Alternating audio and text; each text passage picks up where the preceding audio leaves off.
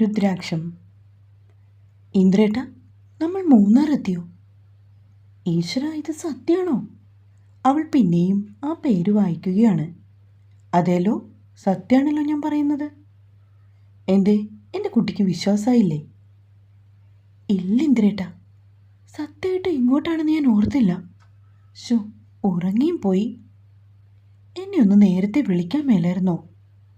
ഞാൻ ഒരുപാട് കൊതിച്ചതാണ് ഈ വഴികളൊക്കെ ഒന്ന് കാണാൻ.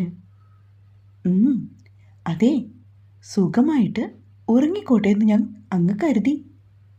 ഇപ്പോൾ ഉറങ്ങിയാലല്ലേ രാത്രിയിൽ ഉറക്കളയ്ക്കാൻ പറ്റൂ. ഉറക്കളയ്ക്കാനോ? ഏട്ടൻ എന്തൊക്കെയായി പറയുന്നത്? പെട്ടെന്ന് സ്റ്റെല്ലയ്ക്ക് കാര്യം പിടികിട്ടിയില്ല. എന്നാൽ ഇന്ദ്രൻ്റെ മുഖത്തെ ഭാവം കണ്ടപ്പോൾ പെണ്ണിൻ്റെ മിഴികളിൽ ചെറിയ നാണം വിരിഞ്ഞു. നമുക്ക് താമസിക്കാനുള്ള ഹോട്ടൽ കുറച്ചുകൂടെ മാറിയാണ് കേട്ടോ, പറഞ്ഞുകൊണ്ട് അവൻ വണ്ടി മുൻപോട്ടെടുത്തു. സ്റ്റെല്ല കൗതുകത്തോടെ പുറത്തേക്ക് കണ്ണു നട്ടിരുന്നു. നിറയെ പ്രകാശമാണ് അവിടെയെല്ലാം. ടൂറിസ്റ്റുകളെ അട്രാക്ട് ചെയ്യാനാണെന്ന് തോന്നുന്നു. ഓരോ ഹോട്ടലുകളിലും കടകളിലും റിസോർട്ടുകളിലുമൊക്കെ നിറയെ മാല ബൾബുകൾ തൂക്കിയിട്ടിരിക്കുന്നു. അതും പല പല വർണ്ണങ്ങളിലുള്ളത്. ഒരുപാട് വലിയ ബോർഡുകളും പരസ്യങ്ങളും ഒക്കെ നിറഞ്ഞു നിൽക്കുകയാണ്. അവൾ അതൊക്കെ അങ്ങനെ നോക്കിക്കൊണ്ടിരുന്നപ്പോൾ ഇന്ദ്രനും വല്ലാത്ത സന്തോഷം തോന്നി. ടൗണിൽ നിന്നും കുറച്ച് മാറിയായിരുന്നു അവർക്ക് താമസിക്കുന്ന ഹോട്ടൽ. ഇന്ദ്രൻ്റെ കാർ എൻട്രൻസിലേക്ക് വന്നതും 2 സെക്യൂരിറ്റീസ് ഓടി വന്നു. എവിടെയാണ് കാർ പാർക്ക് ചെയ്യേണ്ടത് എന്നൊക്കെയുള്ള വിവരങ്ങൾ അവർ പറഞ്ഞു കൊടുത്തു. അങ്ങനെ ഇന്ദ്രൻ പാർക്കിംഗ് ഏരിയയിലേക്ക് കാർ ഓടിച്ചു പോയി. അവിടെയുമുണ്ട് 4-5 സെക്യൂരിറ്റീസ്. കുറേയേറെ വാഹനങ്ങൾ പാർക്ക് ചെയ്തിട്ടിരിക്കുന്നു. ഇവിടെ നല്ല തിരക്കാണെന്ന് തോന്നുന്നു ഇന്ദ്രേട്ടാ. സ്റ്റെല്ല മുഖം നാലുപാടും ചരിച്ചുകൊണ്ട് അവനോട് പറഞ്ഞു. അതേടാ, അത്യാവശ്യം തിരക്കുള്ള ഒരിടമാണ്. ഇരുവരും കാറിൽ നിന്നിറങ്ങി. അവിടെ ലഗേജൊക്കെ കൊണ്ടുപോകുവാനായി 2 സെക്യൂരിറ്റി എത്തി.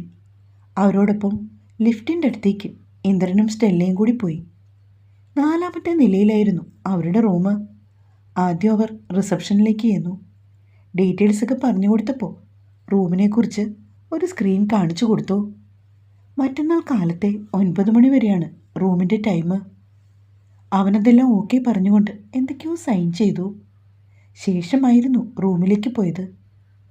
നോർത്ത് ഇന്ത്യൻസിനെ കണ്ട് സ്റ്റെല്ല കിളിപ്പോയി നിൽക്കുവാണ്.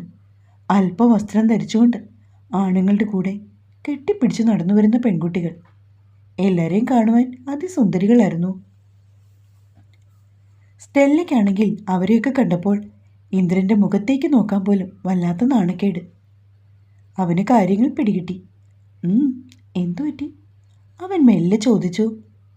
അവരോടൊപ്പം ലിഫ്റ്റിൽ കയറുവാനായി 2-3 നോർത്ത് ഇന്ത്യൻ കപ്പിൾസുമുണ്ട്. സ്റ്റെല്ലയുടെ പരവേശം കണ്ടുകൊണ്ട് ഇന്ദ്രൻ അവളെ വീണ്ടും നോക്കി. ഒന്നുമില്ലെന്ന് അവൾ കണ്ണു ചിമ്മി. നിനക്കിടണോ ഇങ്ങനെയുള്ള ഡ്രസ്സ്? ഇന്ദ്രൻ വീണ്ടും പതിയെ ചോദിച്ചു. സ്റ്റെല്ലയുടെ മുഖം ചുവന്ന് തൊടുത്തുപോയി. ഇന്ദ്രേട്ടാ, അവൾ അവനെ ദേഷിച്ചു നോക്കി. ഇത്രയും പോലും വേണ്ടെന്നാണ് എൻ്റെ അഭിപ്രായം.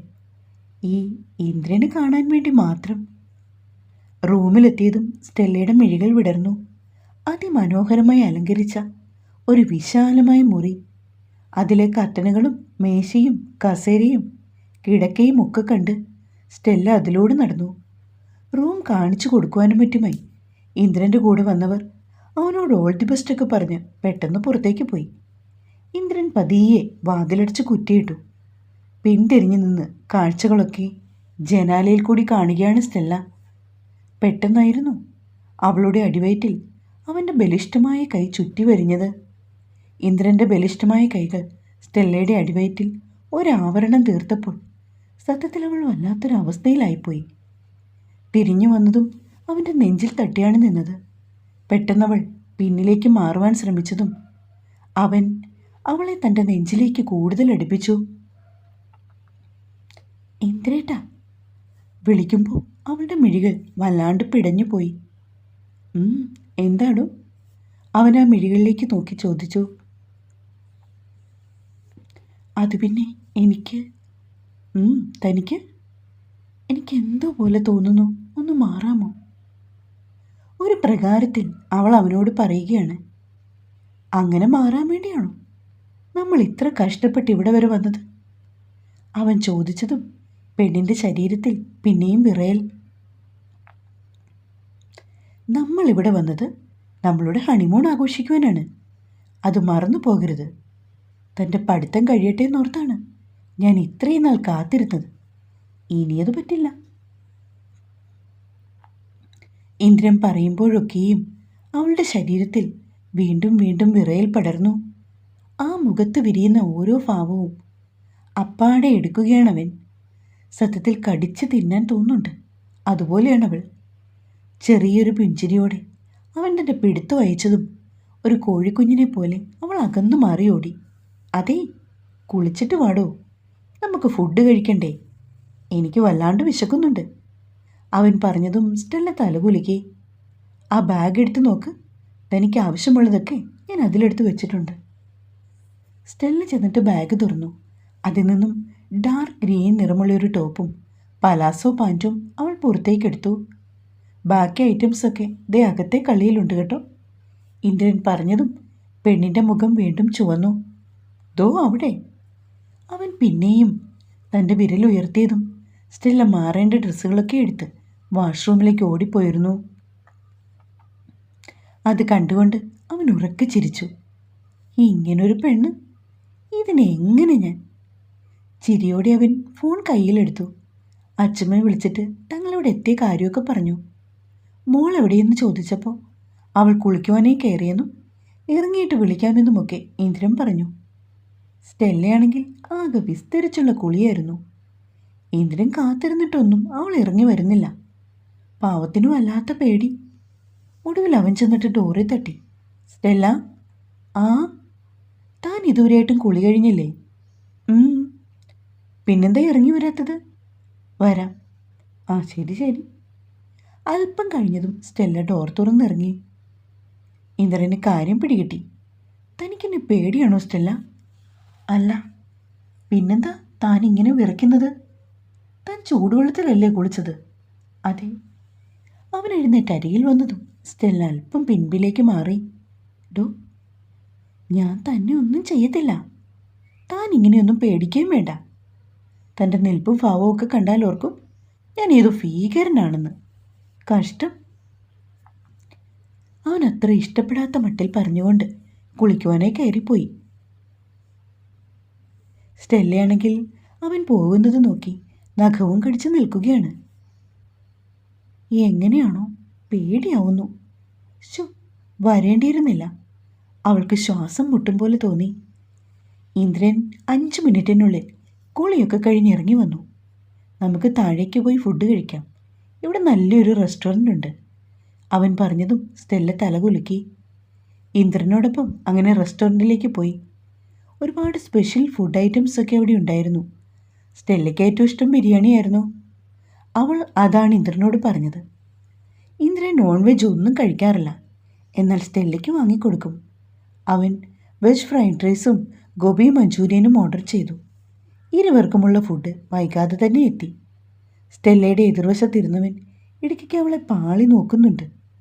ആദ്യമൊന്നും അവൾ ശ്രദ്ധിച്ചില്ലെങ്കിലും പിന്നീട് 1-2 തവണ അവളും അയാളെ നോക്കി. ആ സമയത്ത് അയാൾ അവളെ നോക്കി ഒന്ന് കണ്ണിറുക്കി.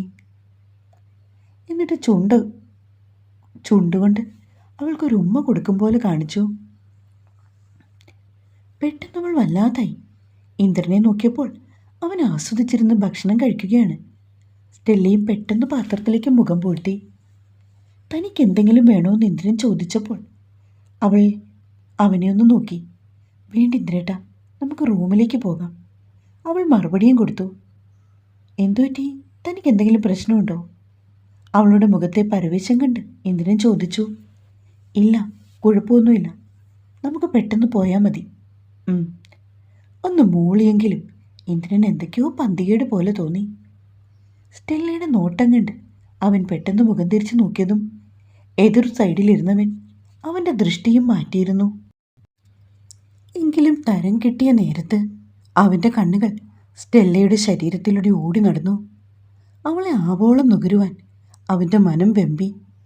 യാതൊരു കാരണവശാലും ഈ സുന്ദരി പൂവിനെ വിട്ടുകൊടുക്കില്ലെന്ന് അവൻ തീരുമാനിച്ചതറിയാതെ ഇന്ദ്രനും സ്റ്റെല്ലയും ഭക്ഷണം കഴിച്ചെഴുന്നേറ്റു. തുടരും.